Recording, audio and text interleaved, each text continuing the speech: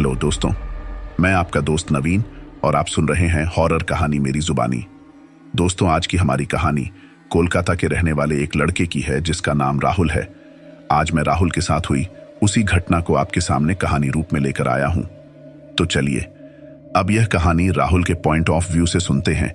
लेकिन कहानी को शुरू करने से पहले बस मैं आपसे यह कहना चाहता हूं कि अगर आप पूरी कहानी सुनेंगे तो आपको बहुत मजा और डर का एहसास होने वाला है। और आप पहली बार हमारे इस चैनल पर आए हैं तो चैनल को अभी सब्सक्राइब कर लीजिए और वीडियो को लाइक करें। यह छोटा सा सहयोग मेरे लिए बहुत महत्वपूर्ण है। तो ज्यादा समय ना लेते हुए जल्दी से अपनी कहानी को शुरू करते हैं। दोस्तों, मेरा नाम राहुल है और मैं एक सिक्योरिटी गार्ड हूं। मैं सिक्योरिटी गार्ड की नौकरी करते हुए लगभग 8 साल हो चुके हैं। लेकिन आज मैं आपको एक कहानी सुनाने जा रहा हूं जब मैं नया सिक्योरिटी गार्ड बन गया था, जो लगभग 5 महीने का समय हुआ था।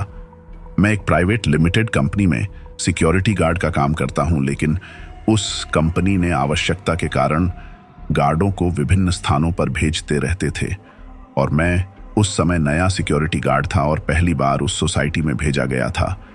इसलिए मैं उस क्षेत्र और सोसाइटी के बारे में बहुत कुछ नहीं जानता था, लेकिन मैं चुपचाप अपनी जिम्मेदारियों को पूरा करता था। उस सोसाइटी में लगभग 40 फ्लैट्स थे, जिसमें लगभग 150 लोग रहते थे। लेकिन 3-4 फ्लैट्स बहुत लंबे समय से बंद पड़े थे और मैंने कभी किसी से इसकी वजह पूछने की कोशिश नहीं की। शुरुआत में सब कुछ ठीक था, लेकिन धीरे धीरे मेरे साथ उस सोसाइटी में कुछ ऐसा होने लगा जिसे मुझे सामान्य नहीं लग रही थी, क्योंकि शुरू से ही मेरी ड्यूटी हर महीने में 4 शिफ्ट में होती थी। मुझे दिन की ड्यूटी महीने के 2 हफ्ते करनी पड़ती है और बाकी 2 हफ्तों में मेरी रात की ड्यूटी थी। पहले हफ्ते मेरी दिन की ड्यूटी थी तो मेरे साथ कुछ भी नहीं हुआ, लेकिन दूसरे हफ्ते मेरी रात की ड्यूटी थी तो मेरे साथ बहुत अजीब चीजें होने लगी, जिनके होने के बाद मुझे इतना डर लगता था कि कभी कभी मैं ड्यूटी छोड़कर भाग जाऊं लगता था। लेकिन मेरा डर सिर्फ ये था कि अगर मैं बीच में ही ड्यूटी छोड़कर भाग गया तो कंपनी मुझे निकाल देगी, और मुझे मेरी नौकरी छूटने का बहुत डर भी था, क्योंकि मेरे घर में मैं अकेला कमाने वाला था, जो मुझे ना चाहते हुए भी नाइट ड्यूटी करता था। इसके अलावा मैं रात को उस सोसाइटी में ड्यूटी करते वक्त किसी औरत की मधुर आवाज में गाना गुनगुनाने की आवाज भी सुनाई देती थी, जो बाद में बहुत तेज हो जाती थी। शुरू में मैंने सोचा कि शायद किसी को गाने का शौक होगा या किसी ने गाने की प्रैक्टिस की होगी, लेकिन मेरा दिमाग सटका जब मैंने नोटिस किया कि वह आवाज दिन में कभी नहीं आती थी। रात में भी वह आवाज 12 बजे तक नहीं आती थी, लेकिन जैसे ही घड़ी में 1 बजे से ऊपर का समय होता था, वह आवाज आना शुरू हो जाती थी।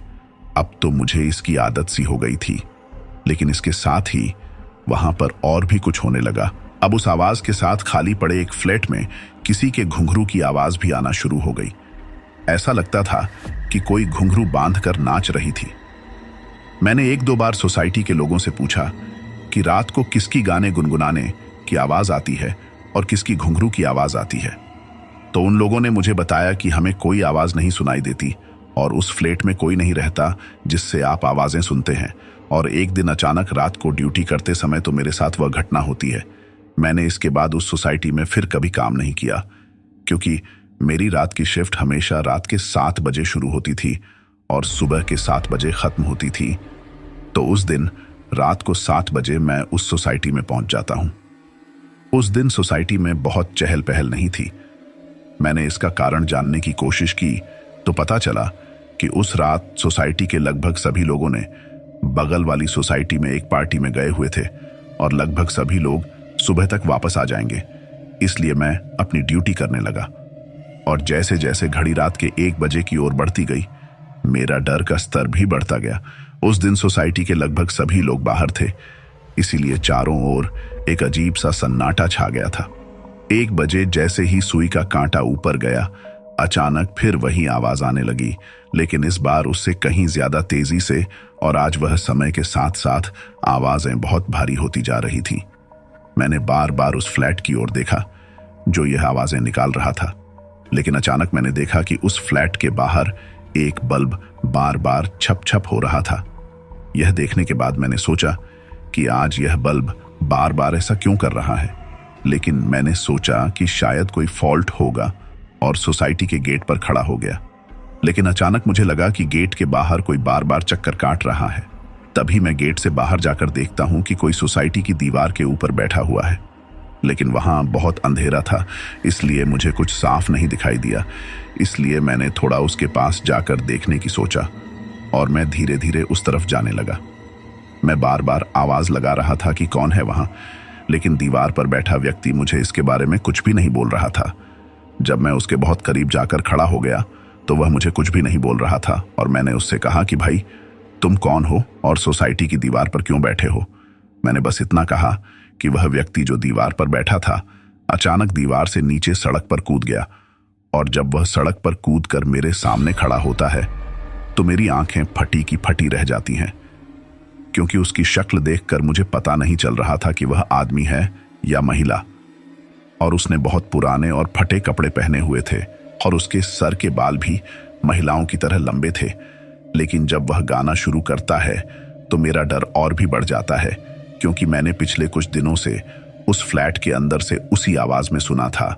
लेकिन गाना गाते समय मैंने उसके चेहरे को गौर से देखा, और जब मैं उसके होठों की ओर देखा, मैंने देखा कि उसके होठों में दरारें थीं, जैसे किसी की एड़ियां फटी हुई हैं और उनमें दरारें हैं, और उसके फटे हुए होठों से खून निकल रहा था जो टपक टपक कर उसके पूरे शरीर पर गिर रहा था, जिससे उसके कपड़े भी खून से सने हुए थे।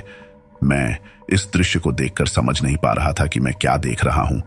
तो अचानक उसके सर की मुंडी अपने आप गोल गोल घूमने लगी। मुझे डर लग गया और मैं समझ गया कि जो व्यक्ति मेरे सामने खड़ा था वह कोई नॉर्मल व्यक्ति नहीं था। फिर भी मैंने सोचा कि यह सब मैं क्या सोच रहा था। यह कोई इंसान नहीं हो सकता, क्योंकि भला कोई आदमी अपनी गर्दन को ऐसे गोल गोल घुमा सकता है। मुझे पता चला कि यह एक बहुत ही खतरनाक चीज है ना, कि कोई इंसान, और आज मैंने इसे छेड़ दिया और बहुत बड़ी गलती की है, क्योंकि मेरा यह सब सोचना और बाकी सब कुछ इतना जल्दी हो रहा था कि आप सोच भी नहीं सकते थे। अचानक गाना गाते गाते वह मेरी ओर बढ़ने लगा। यह देखकर मैं समझ गया कि अब यह जो भी हो मुझे जिंदा नहीं छोड़ेगा। मैं यह सब सोच ही रहा था कि वह मेरे चेहरे के बहुत करीब आ गया, इतना करीब कि उसके मुंह की बदबूदार सड़न मुझे सांस लेने में भी मुश्किल हो गई। आप यकीन नहीं करेंगे मैं उस समय क्या सोच रहा था। वह अकेला उस अजीब चीज के इतने करीब खड़ा था। उस घने अंधेरे में सड़क पर कोई लाइट नहीं था। अब मैं वहां से भागना चाहता था, लेकिन मैं नहीं भाग पा रहा था, क्योंकि मेरा पूरा शरीर जाम हो गया था और मुझे ऐसा लग रहा था कि मैं लकवा मार गया था। तभी अचानक वह प्रेत आत्मा या डायन जो कुछ भी थी मेरे और भी करीब आ गई। वह इतना करीब आती है कि अपने दोनों पैर मेरे पैरों पर रख देती है, जिससे मेरे दोनों पैर उसके पैरों के नीचे दब जाते हैं ताकि मैं भाग ना पाऊं। उसके पैरों का वजन मुझे ऐसा महसूस कराता था जैसे किसी ने मेरे पैरों पर बड़ा पत्थर उठाकर रख दिया हो, और वह मेरे इतना करीब आ गई कि उसकी लंबी नाक मेरी नाक को छू रही थी। यह देखकर मुझे समझ नहीं आ रहा था कि आज मेरे साथ क्या होने वाला है, क्योंकि आप समझ सकते हैं कि लोग इतना करीब कब आते हैं, क्यों आते हैं और इतना करीब आकर क्या करते हैं। लेकिन उस समय वह मेरे लिए इतना भयानक था कि आप सोच भी नहीं सकते कि मैं पूरी कोशिश कर रहा हूं। उस वाक्य को शब्दों में पिरोकर आपके सामने पेश करने की कोशिश की, ताकि आप भी कुछ समझ सकें कि उस समय मेरे ऊपर क्या हो रहा था। लेकिन आज तक मैं नहीं जानता कि उस वक्त इतने करीब से देखने के बाद भी मुझे दिल का दौरा क्यों नहीं हुआ था। सब कुछ चल रहा था कि अचानक उसने मेरे दोनों कानों पर अपने हाथ रखे और इतनी जोर से नोचा कि मेरे मुंह से एक जोर की चीख निकल गई। उसने अपने हाथों को मेरे कानों की ओर बढ़ाया और मैंने देखा कि उसके हाथों के नाखून मेरी उंगलियों के बराबर बड़े थे। दर्द से मैं चिल्लाने लगा, लेकिन मैं अभी ठीक से चिल्ला नहीं पाया था कि उसने इतनी बेसुरी आवाज में मेरे इतने करीब से इतनी जोर से चीखा कि मैं वहीं बेहोश हो गया। मैं उसके बाद क्या हुआ नहीं याद कर सकता, लेकिन जब मेरी आंखें खुली तो मैं पेट के बल उसी सोसाइटी की दीवार पर लटका हुआ था, आधा उधर और आधा इधर। जब मैं होश आया तो मैं दीवार के ऊपर बैठ गया और देखा कि वही चुड़ैल मेरे पीछे खड़ी थी, दीवार से बाहर। इसके बाद मैंने सोचा कि इसने मुझे जिंदा कैसे छोड़ दिया। जब मैंने खुद को छूटी काटी तो मुझे पता चला कि मैं वास्तव में जिंदा हूं। तभी मैंने अपनी जान बचाने के लिए दीवार से सोसाइटी के अंदर कूदकर नीचे गिर गया। कूदते ही मैंने सोसाइटी के मुख्य गेट को बंद कर दिया, क्योंकि मैंने सोचा कि कहीं वह चुड़ैल सोसाइटी में नहीं आ जाए। पर उस समय शायद मेरे जितना मूर्ख भी कोई नहीं होगा, क्योंकि भूत पिशाच भी किसी गेट को बंद करने से नहीं रुकते हैं। जब मैं गेट को बंद करके सोसाइटी के बाहर की ओर देख रहा था, मेरी सांसें फूली हुई थीं और मैं गेट से बाहर की तरफ ताक रहा था, बुरी तरह हाँफ रहा था और मेरे चेहरे पर पसीने की धाराएं चल रही थीं। तभी वह चुड़ैल अचानक वहां पर आ जाती है और मेरी तरफ देखकर गेट के बाहर खड़ी खड़ी हंसने लगती है। तब मुझे लगा कि अगर मैं यहां रुका तो ये मुझ पर फिर से हमला कर देगा, इसलिए मैं सोसाइटी के मुख्य गेट से बाहर चिल्लाकर भागने लगा। मैं अब सोसाइटी के ग्राउंड में खड़ा होकर चिल्ला रहा था कि बचाओ बचाओ, लेकिन मैं नहीं जानता क्यों शायद मेरी आवाज किसी को नहीं सुनाई दी, क्योंकि मेरे इतने जोर से चिल्लाने के बाद भी सोसाइटी में रहने वाले बहुत से लोग घरों से बाहर नहीं निकल रहे थे। जैसे जैसे यह सब हो रहा था कि तभी बल्ब अचानक फिर से उस खाली और बंद फ्लैट के बाहर लटका हुआ बार बार झपझप करने लगा और उसके बाद उस फ्लैट से फिर से वह आवाज आने लगी और फिर थोड़ी देर बाद पूरी सोसाइटी की लाइट झपझपने लगी और ऐसा करते हुए थोड़ी देर में पूरी सिटी की लाइट चली जाती है। लाइट जाते ही पूरी सोसाइटी पूरी तरह से अंधेरा हो जाता है। आज पहली बार हुआ था कि रात में सोसाइटी की लाइट चली गई थी, वरना आज से पहले रात को सोसाइटी की लाइट कभी नहीं जाती थी। इसलिए मैंने सोसाइटी के मेन गेट की ओर देखा। जैसे मैंने गेट की ओर देखा तो अब वह चुड़ैल गेट के अंदर खड़ी थी। उस तरफ देखते ही मेरे शरीर से पसीना बहने लगा, जबकि गेट तो बंद था। लेकिन मैंने आपको पहले बताया था कि उस समय कोई भी इतना मूर्ख नहीं था कि गेट बंद करके सोचता था कि भूत अब अंदर नहीं आएगा। अब मैं बिल्कुल एक ही जगह पर बैठकर उस चुड़ैल की तरफ देख रहा था। अंधेरे में उसकी लाल आंखें किसी बल्ब की तरफ चमक रही थी, जो उसे और भी डरावना बना रही थी। फिर अचानक उस घने अंधेरे फ्लैट से मुझे घुंघरू की आवाज भी सुनाई देने लगी। उस घुंघरू की आवाज धीरे धीरे अब तीसरी मंजिल पर स्थित फ्लैट से बाहर आ रही थी, इसलिए मैं सिर्फ गर्दन को ऊपर करके फ्लैट की ओर देख रहा था। मुझे ऐसा लगा कि कोई अब फ्लैट से निकलकर सीढ़ियों से नीचे आ रहा है। मैंने सोचा कि एक पीछे पहले से ही खड़ी है और शायद दूसरी भी आने वाली है। तब घुंघरू की आवाज काफी नीचे से आने लगी और बहुत तेज सीढ़ियों से आने लगी है। जब मैं अचानक ग्राउंड फ्लोर की सीढ़ियों से एक महिला को देखता हूं जो मकड़ी की तरह उल्टी होकर मेरे तरफ आ रही है।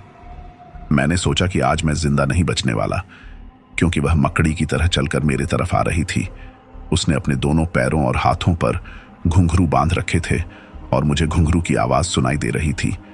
वह अचानक मेरे सामने आकर सीधी खड़ी हो जाती है और कहती है कि मैं बहुत दिनों से तुम्हें मेरी सुरीली आवाज सुनाकर ऊपर बुलाने की कोशिश कर रही थी, लेकिन आज हमें मौका मिला, इसलिए मैं खुद तुम्हारे पास आ गई। तभी मैंने थोड़ी हिम्मत करके पूछा कि आप क्या चाहते हैं। तो उसने भारी और बदली आवाज में कहा कि हम तुमसे हमारा बदला लेंगे, कि तुम लोगों ने हमारे साथ जो किया है उसका बदला लेंगे। इतने दिनों से हम मौके की तलाश में थे कि कब हमें ऐसा मौका मिलेगा कि हम तुमसे हमारा बदला लेंगे, लेकिन आज ऐसा मौका मिल गया। अब हमारा बदला लेने के लिए तैयार हो जाओ। वह इतना कहते ही मैं वहां से भागना चाह रहा था, क्योंकि मैं जानता था कि यह सिर्फ मुझे मार डालेगी। लेकिन जैसे ही मैं वहां से भागने लगा, मैंने देखा कि वह चुड़ैल जो पहले मेरे पीछे उस गेट के पास खड़ी थी, अब मेरे बहुत करीब खड़ी थी। क्योंकि जैसे ही मैं वहां से भागने के लिए पलटा, मैं अचानक किसी चीज से टकराया और गौर से देखा तो वह वही चुड़ैल थी जिससे मैं धड़ाम से जमीन पर गिर पड़ा। और जब वह दोनों चुड़ैल मुझे मारने के लिए मेरी तरफ बढ़ रही थी और मुझे मारने के लिए वार करने वाली थी, तो अचानक सोसाइटी की लाइट आती है और वे दोनों अचानक से मेरे ऊपर से गायब हो जाते हैं। जब मैंने सोसाइटी के गेट की ओर देखा तो वह मेरी ओर इशारा करके मुझे अपनी ओर बुला रही थी। कुछ देर बाद एक जोर जोर से चीखने की आवाज आई, जैसे किसी का कुछ छूट गया हो या किसी के हाथ से कुछ बहुत जरूरी चीज निकल गई हो। पर मुझे यह समझ नहीं आ रहा था कि सोसाइटी के लोग इतनी जोर से उस फ्लैट से आवाज आने के बाद भी बाहर क्यों नहीं निकल रहे थे। फिर अचानक मुझे किसी की आवाज सुनाई देती है कि उठो उठो, वहां से जल्दी उठो। और मैं उस सोसाइटी की पावर सप्लाई रूम की ओर देखता हूं। तभी मुझे वहां पर एक बुजुर्ग आदमी खड़ा हुआ दिखाई देता है। वह इतना कहकर दौड़कर मुझे वहां से उठाकर अपने साथ अपने घर ले जाता है। उस समय मेरी सांसें बहुत तेज चल रही थी और मैं बहुत हाँफ रहा था। इसलिए उस बुजुर्ग आदमी ने मुझे पहले पानी पिलाया और फिर मुझे आराम से बैठाया। फिर मैंने उस आदमी से पूछा कि यह सब सोसाइटी में क्या हो रहा है और इतनी आवाज होने के बावजूद भी इस सोसाइटी के लोग घर से बाहर क्यों नहीं निकलते। उस बुजुर्ग आदमी ने मुझे बताया कि कुछ साल पहले इस सोसाइटी में ऐसा कुछ भी नहीं होता था, सब कुछ ठीक था। लेकिन कुछ साल पहले दो बहनें उसी फ्लैट को किराए पर ले ली थी जिसकी आवाजें आज आप सुन रहे हैं। वह दोनों गांव से इस शहर में सरकारी नौकरी की तैयारी करने आई थी। उनमें से एक बहन कोचिंग गई हुई थी और दूसरी बहन यहीं पर थी। लेकिन एक दिन रात को उसकी बहन बाहर गई हुई थी और आने में देर हो गई थी और वह देर रात तक वापस आती है। उस समय इस सोसाइटी में जो गार्ड काम करता था वह उसकी बहन को बाहर गया देखकर उसकी नीयत खराब हो जाता है और उस फ्लैट में जाकर उस लड़की से गलत काम करता है और फिर वह नीचे आता है। लेकिन लड़की को पता नहीं क्या सूझा। उसने इस बारे में सोसाइटी में किसी को भी नहीं बताया और मिट्टी का तेल डालकर खुद को आग लगा ली और उस दिन उसकी मौत हो गई। सोसाइटी के लोग भागकर वहां आते हैं और उसे जलता हुआ देखते हैं। उन लोगों ने उसे बचाने की बहुत कोशिश की लेकिन वह बच नहीं पाए। देर रात उसकी बहन सोसाइटी में आती है लेकिन तब तक सोसाइटी वालों ने पुलिस और एम्बुलेंस को फोन करके बुला लिया था। जब उसने अपनी बहन को इस तरह जलकर मरा हुआ देखा तो उसने सभी से पूछा कि उसकी बहन को क्या हुआ है, लेकिन किसी ने भी उसे कुछ नहीं बताया क्योंकि किसी को पता नहीं था कि उसके साथ आखिर क्या हुआ था। फिर जब उसकी मरी हुई बहन को एम्बुलेंस में डालकर पोस्टमार्टम के लिए इस सोसाइटी से बाहर ले जाया जा रहा था तो वह एम्बुलेंस के पीछे पीछे भागने लगी और सोसाइटी के बाहर सड़क पर पुलिस और लोगों ने उसे रोकने की बहुत कोशिश की लेकिन उसने किसी की नहीं सुनी और एम्बुलेंस के पीछे दौड़ने लगी। लेकिन जब वह एम्बुलेंस के पीछे दौड़ रही थी तो किसी ट्रक ने उसे टक्कर मार दी और इसी सोसाइटी से बाहर की सड़क पर उसकी भी दुर्घटना में मौत हो जाती है। जिस बहन ने आग लगाकर खुद को मार डाला था उसकी आत्मा उस फ्लैट के अंदर है और दोनों बहनों की आत्माएं अंदर और बाहर इस सोसाइटी में हर समय भटकती हैं। और जो चुड़ैल तुम्हें बाहर दिखाई दी वह उस बहन की आत्मा है जिसको उस ट्रक ने टक्कर मार दी थी। लेकिन उसी दिन से ही सोसाइटी में अजीब घटनाएं होना शुरू हो गईं और सभी ने सोचा कि ये दोनों बहनें हैं जो रात को सोसाइटी में अजीब आवाजें निकालती हैं। और इस फ्लैट से गाने की आवाज आती है क्योंकि जिस बहन ने आत्महत्या की थी वह संगीत का बहुत शौक रखती थी और अक्सर संगीत के गानों की प्रैक्टिस करती थी। उस दिन से दोनों बहनों की आत्माएं इस सोसाइटी में जो भी काम करने आता है उससे बदला लेने की कोशिश करती हैं।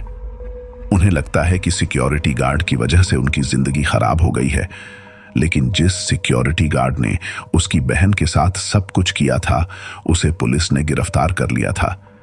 लेकिन कोई भी सिक्योरिटी गार्ड 1 महीने से अधिक समय तक काम नहीं कर पाया। उन दोनों बहनों ने तुम्हें अपना शिकार बनाने के लिए आज का दिन चुना क्योंकि आज अमावस्या है और सोसाइटी के सभी लोग दूसरी सोसाइटी में एक कार्यक्रम देखने चले गए हैं। वे शाम होने से पहले चले गए थे और दूसरे दिन सुबह वापस आएंगे।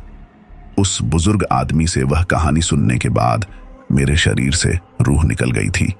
अगर उस दिन वह आदमी दिन में आकर मुझे नहीं बचाता तो मैं आज यह कहानी सुनाने के लिए जीवित नहीं होता।